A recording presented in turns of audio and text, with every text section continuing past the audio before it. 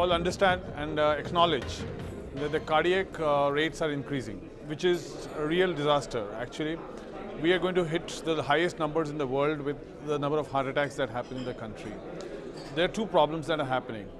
The preventive strategies are not working because people are not understanding, so they can't get a heart attack. Now, once they get a heart attack, they are not being managed properly. There are many reasons for it.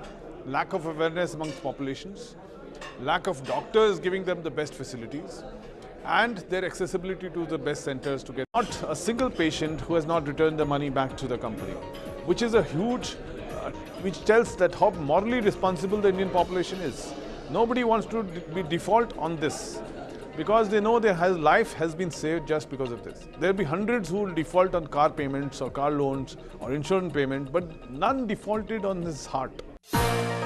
Patients of heart failure or those who have got defibrillators or pacemakers, now there is a facility available wherein sitting at home, their pacemaker or device can be tested automatically through GPS and internet connections through the telephone. Through the telephone line, the transmission happens to the email of the doctor or the physician, and he can actually get to see the report. So this is called CareLink. So that means there is home monitoring of the patient while he's at home.